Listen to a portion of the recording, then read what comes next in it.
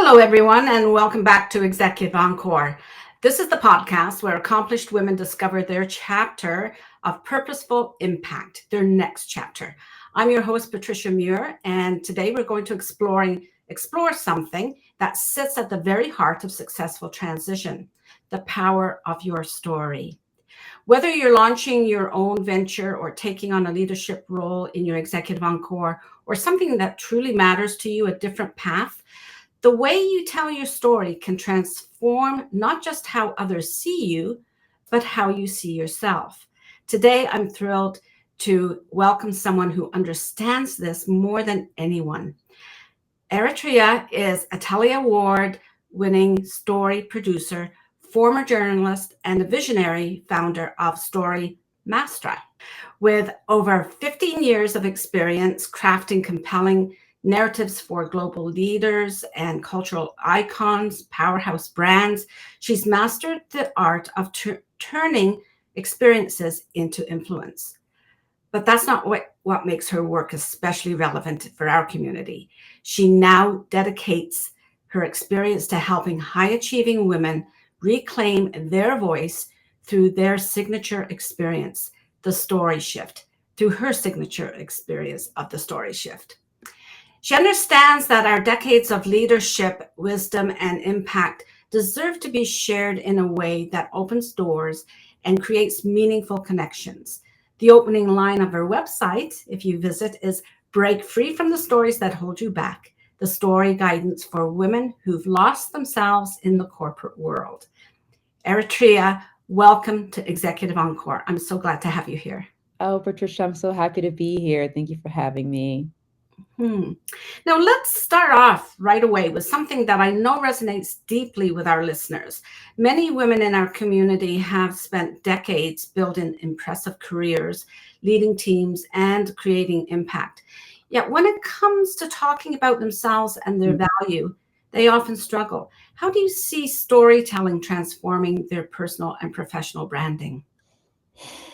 You know, the most dangerous story isn't the story that someone tells about you. It's the outdated one you keep telling yourself, Oh, okay. right? The outdated one. Tell me Mhm. more about that. Yeah, what's really incredible about, high achieving, high performing women is that they sort of built their careers, on being credible, on being capable, right? They fill in like this little checklist of all the things that you're supposed to be doing. Hmm. And what I realized is that their story sort of becomes this performance, right? Mhm, mhm. And it's more so about these external idea of what people see about this person, about see about you, but not really aligning with who you are. So then what happens is you start outgrowing the story that made you successful, right? And you start feeling stuck, you start feeling misaligned, and for many, invisible. Mm, mhm. I know many women talk to me about the feeling of being invisible Yeah. when I really don't see that it's true. Like the women that I know, they're not invisible, Yeah. but they have that creeping sense that they are becoming invisible. So that's fascinating. Can you walk us through what you mean by the difference between sharing the facts about our careers? You've talked a little bit about it, but how is it different from telling a story?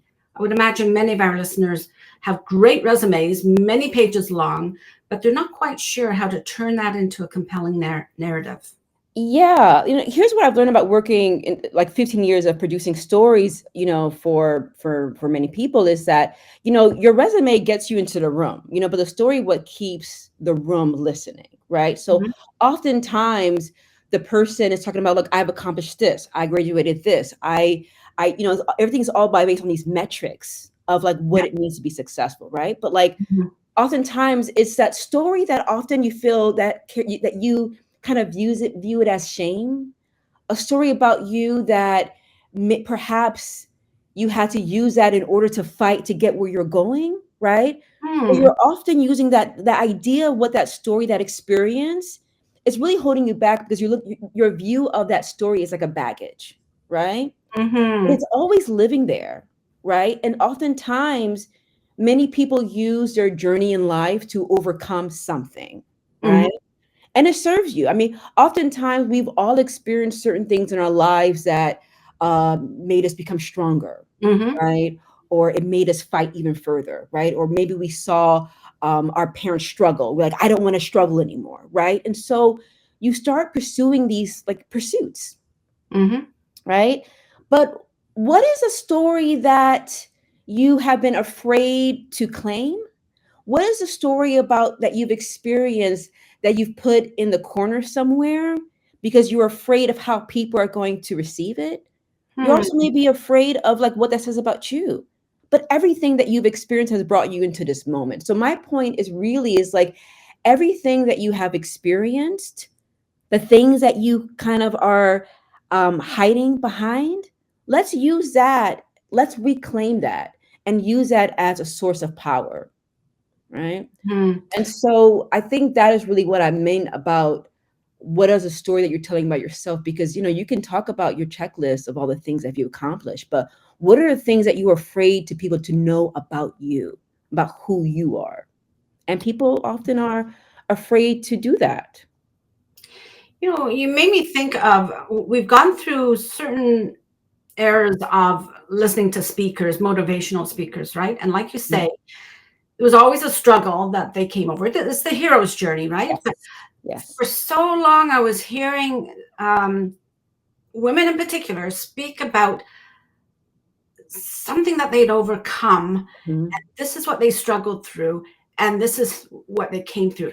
And it became a little bit for me depressing. I said, I don't want to hear another like recovery stories, something like that, right? Uh, Yeah. like for motivation, it was no longer motivating me, right? Mhm. I don't know why. Maybe it was just so many stories like that. Always opened with, um, motivation story like that. Mhm. Mhm. Uh, the other thing I was thinking about was because these stories sometimes come from our many years at work or in the corporate setting, like you said, it's about some of the metrics and what the corporation was expecting and how you achieve that and things like that. That's on the resume, right? That's what Mhm. people are looking for. But what about those women who say, my story, other than that, is not that interesting, or everybody in my field has a similar experience like that? Yeah. Yeah. Say something to that. Absolutely. You know what I love about this is people often feel as if the thing about what they've experienced from their past isn't as interesting, right? I was dealing with a particular client that is a scientist, and she was is creating this really cool app, and she was telling me that some of the struggles that she had when she was pitching these apps, because it was very like scientific. I mean, it's really incredible, like what it's going to do, right? Mm-hmm. And then I just asked her, like, well, why did you decide to create this app? And then she gave me this broken, like this very like presentation of like why it's good. I said, well, let's go back. Okay, so let's go back into like why you became fascinated with science, right? Mm-hmm. Mm-hmm. And then she mentioned, I'm not a Star Trek fan, so if I'm getting these characters wrong, but but she talked about this character in Star Trek that was able just to always transform. And I'm like, well, that's it. Like you've always, from a young child, being fascinated by the idea of transforming, right? And so we sort of use the story again. She didn't think that was a big deal, but people are interested about the journey. Like, what's that really unique thing that makes you? And I think that oftentimes, because again, we're so accustomed to these big shiny presentations of like who we are and our accomplishments. Mm-hmm. But I Mm-hmm. think of those simple thing about what makes you you. What are the things about you that's been consistent throughout your life that makes you who you are? And it starts off with the most simplest story. Mm-hmm. When I work with women entrepreneurs and they're doing a pitch, that's not my area of expertise. But Yeah. when I do just sort of do a review of their slide deck or something like that, yeah, that's what's missing is the real deep, authentic story, I would say. Yes. Yeah. Yes.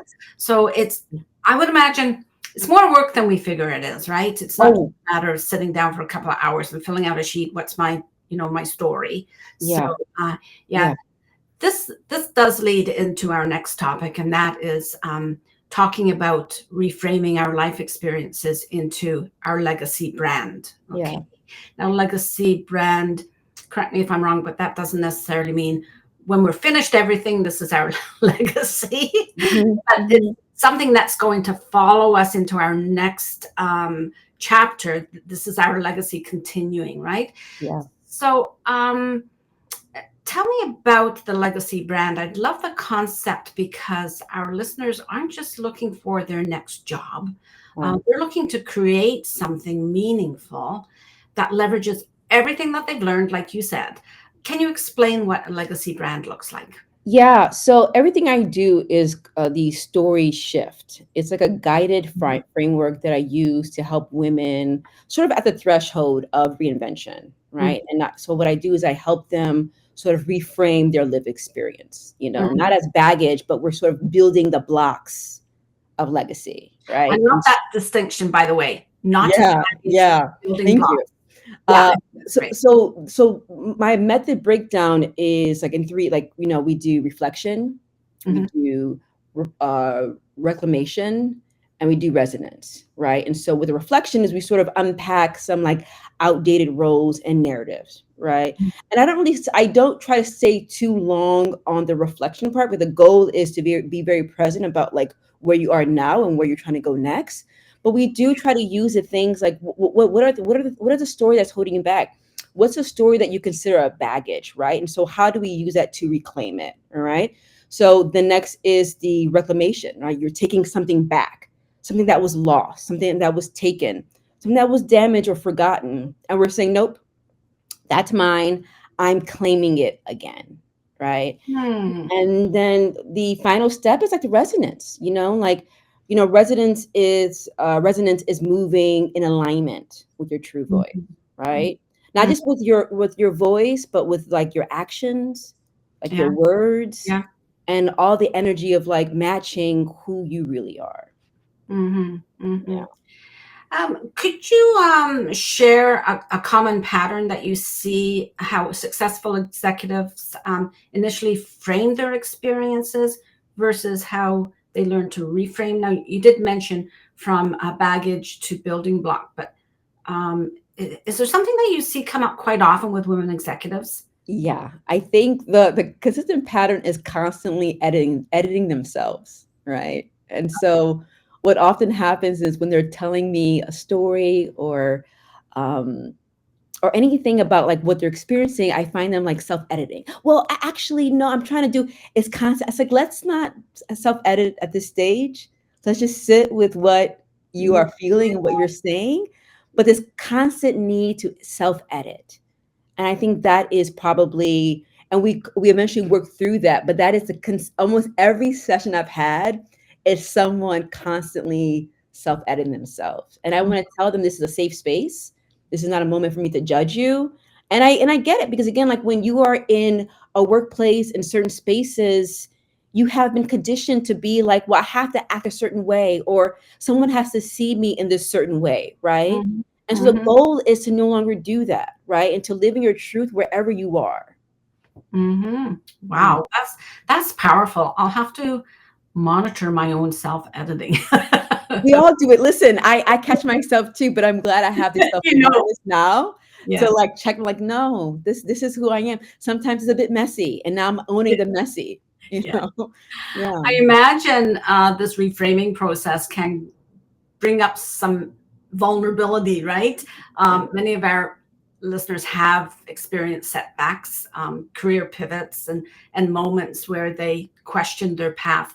I can tell you, for one, those women who are returning to work during and after cancer treatment, Mm. yes, it's a setback, it's a derailment. Sometimes they do have to pivot.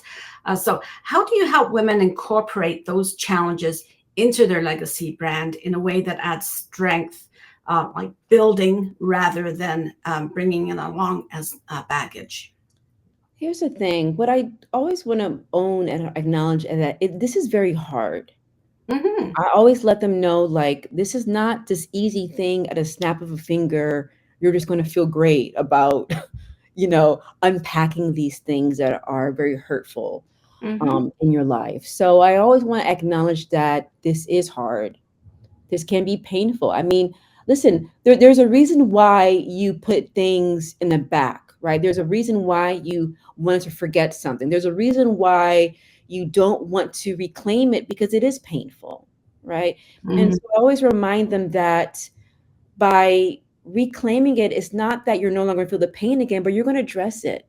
Because the Mm-hmm. reality is it's still in you, but you've kind of mastered this idea of masking it, all right, or putting walls of Mm-hmm. where it exists. So I always want to acknowledge to anyone going through this transition in their life when they're in this new threshold is that this is hard, it's going to be hurtful, but I am there with you. And so my goal is to let you know that you're not alone in this journey. Yeah. And so I'm here as a guide to help you. Mm-hmm. You Mm-hmm. know. Mm-hmm. So that leads into our final topic today, and that is authenticity and emotional connections, right? So, um, what is the role of authenticity in building the emotional connections for your clients? Hmm. You hear authenticity a lot now, right? It's like, and I don't really see it as this like buzzword. Um, I always think about, you know, when someone's being authentic, right? Like you feel it, right? And you know it in yourself too. Like when you're putting performance, and um, when you're actually operating at your truest self. So I'm always very mindful of that. It's one thing to talk the talk, but are you walking it, right? And this is, Yeah. I'm being very cliche right now, but Yeah. that's really what it's about. Because again, like there's oftentimes, especially when you're in a workplace, there's these mission statements and these values and all of these things. And then you're looking around and like, well, are we aligning with this mission statement that you have posted on the wall? So it goes the same with yourself. I mean, if you are claiming that you are this way, right, then how are your actions aligning with that? And so listen, my clients aren't just looking for more visibility. They want visibility that feels like them. And Mm-hmm. that is truly when you're moving. Listen, there's a huge difference when you are moving in a place in your truest self, your truest, like you start enjoying yourself a bit more. Yeah. Yeah. Yeah. It's feeling comfortable in your skin, isn't it? Like it. 100%. Yeah, because I agree with you that authenticities, unfortunately, when words like that were sometimes powerful, like Yeah. I'm not a linguist, but when they're powerful and then we overuse them, then that's when the cliches come out, right? Yeah. But you've just described something that, that you're enjoying yourself, you're comfortable with yourself. So maybe that is what authenticity is.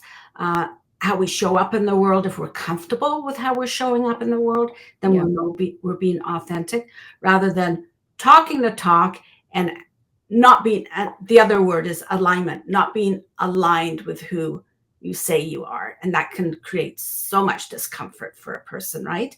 So 100%. And it, here's the thing, I just want to add this thing about, like, you can't be authentic if you are holding if there's something about what you've experienced that you feel shame of saying, right? Even Mhm, saying to yourself and claiming it. So in mhm, order to live as authentic, you got to hold all those truths. Like there's multiple truths about who you are, what you've experienced, and you have to hold them all together. mhm, Not picking and choosing the one that looks really, really good on paper. mhm, mhm, Yeah. mhm.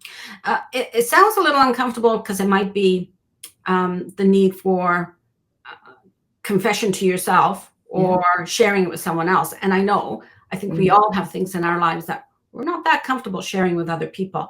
Yeah. So would you say that is more like having compassion for ourselves and recognizing that the something did happen and therefore not carry it as baggage? Like, 100%. 100%. yeah. I always see people, you are not the worst thing that you did. That makes me feel better. You're not. We are we're complex beings. We have experienced there's multiple truths about who we are. Sometimes they even contradict ourselves, right? Yes, for But sure. you know, so I always let people know, like, but again, like, so when you don't identify and you're saying, well, that's not, but again, but that's still part of your story. But that doesn't reveal who you are, your full essence, right? So you can say, yeah, I did this thing, but I also did this thing, right? I also experienced that, but I also experienced that. And so Yeah. when you're holding all of that, no one can throw anything at you. Yeah. Yeah, that I'll be like, yeah, that is true. However, this is also true too. you know, And hopefully we can evolve with those 100%. truths. Yeah. Okay. Yeah, So yeah, many of our listeners feel a tension between our professional and our personal. So because that is part of or has been part of our act is to show up professionally, right? So yeah, sometimes there's often there's a conflict there, yeah. especially for women who've spent years in corporate environments. How do you help women find that sweet spot where they can be, and I'll use the word authentic. No, let's not Yeah. use authentic. Let's say Okay. comfortable in their skin, comfortable with themselves while they're still commanding respect and authority. 100%. I always think about making sure that you're aligning with your character, right? And so, what always leads, we all have a different thing that sort of is like we always use to make sure that we are staying true to who we are, right? And so, one thing about me is my integrity, right? And so, They're no matter where I am, I'm going to move in integrity, right?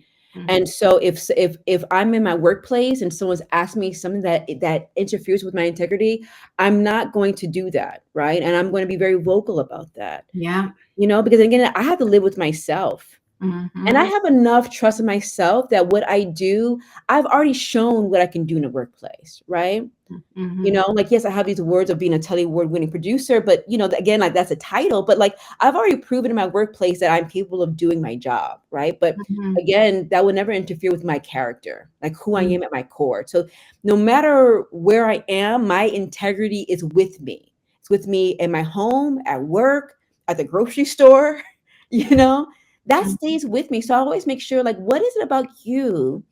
My aunt, my Aunt Angela had this fantastic thing, which I'm going to butcher it because she's obviously a genius and a poet.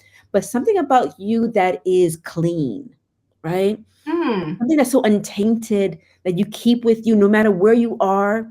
If someone crosses that line, you're like, no, not Hmm. here. And Hmm. so there's always something about me, my integrity that is clean. And no matter where I am, that is going to stay with me. So I always remind my clients of like, yes, I understand that you have to, there's certain things that you'll say at a workplace that you wouldn't say at home, but also making sure like your character is Yeah. very true and consistent. Strong character. Yeah, Yeah. Yeah. Because, in different circumstances, you are going to be put in a position where it's testing your integrity or 100%. testing your honesty or Yeah, testing your ability to um, be fair or communicate in a fair way and things like that. You're going to come across those. So that's some of the strong foundation that we have to build for ourselves and recognize that so that we don't step over it unintentionally and then feel really bad about ourselves afterwards, right? yeah, yeah, Yeah. yeah. And yeah, I was gonna say sometimes it does require hard conversations. Hmm. And then a day that you will come home to yourself feeling as if like I'm staying true to myself and not what people expected of me. Yes, that's a Yeah. nice way to fall asleep at night. Have a good Yeah. night's sleep. Yeah. Yeah. Can you share an example of how you've seen someone transform their ability to connect by embracing more authenticity in the story telling? Oh my goodness. There's so many examples, but I'll talk maybe to a recent client of mine that is now an empty nester. And two of her children are now, in college and entering the professional world. Hmm. And her whole identity has always been about being a mom, and that's a lot of mothers that can relate to that. Yeah. And we sort of went back into the things that she always wanted to do was to write, you know. I had a great friend that told me, Eritrea writers write. So sometimes you'll meet people say I'm a writer, but they're not really writing, right? Yeah. um, and so so she started so we I gave her sort of this breakdown of this program for her to start writing, like just having the commitment, because sometimes in writing you can set time aside and you're not really getting things done, right? Or nothing's really coming out, but just starting a structured time of writing just for herself, right? And we did that consistently. And she told me, like, it became this pattern when then she actually started to really see herself as a writer, because she was like continuously doing that. So now she has a new role where she calls herself a writer now, you know? So Sure. she's also a mother, but she's also a writer now. So I love those very simple stories of people that are very accustomed to being one particular way. And sometimes it's serving you at a certain point in your life. She had to be a mother, right? But Yeah. now that her kids are now doing their own things and living their own lives, and she realized, like, I need something a bit more that's just for me. And so those are something that that's pretty consistent with a lot of my clients, but that's a pretty fresh one that was fresh on my mind. Mhm. Yeah. Well, Eritrea, this has been incredibly valuable. You've really dug deep into to my mind. I'm thinking of things about my story. Before we wrap up, what would you want every woman listening to remember about the power of their story? Mm, you know, the one thing, if I could tell any woman watching this, is that your next chapter, it doesn't require you to become someone new. It just requires you to reclaim the voice you already have, right? And so I always tell them to, like, that you don't need to find a voice. It was never lost. You don't need to perform harder. You just need to reconnect with the women beneath the roles Mm. and let her lead the encore. Wow, that's interesting. That's Yeah, interesting. Yeah, yeah, 'cause we talk so much about reinvention, right? So yeah. it's you've got a little bit of a twist on that. It's not about reinvention, it's about claiming who you already It's are, already there. Yeah. polish it up a bit to your liking, right? That's Thank beautiful. thank Uh, you. where can our listeners connect with you and learn more about the Story Shift, your program? Absolutely. You all can follow me on Instagram under Story Maestra. I'm also on LinkedIn under my full name, Eritrea L. Pitts. You can find me there. You can send me a DM. Mhm. And so between those two, I'll definitely be able to connect with you. Okay. So some of those links are those who are watching on YouTube, they will be able to get those links by watching YouTube. But yes, we will make sure all those links are in the show notes. To everyone listening, I want you to remember three key takeaways from today's conversation. This is what I've been thinking about. And that is, first, your story isn't just what happened to you, it's how you choose to frame it and how you choose to share those experiences to create a connection and to influence people. I think that's the influencing part.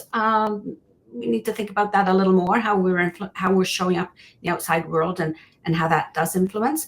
The second is every challenge, every pivot, every triumph in your career or your life becomes part of a powerful legacy, your legacy brand that can open doors to what's next. Doesn't necessarily mean another job, but there are so many other opportunities out there for women who are in their encore phase.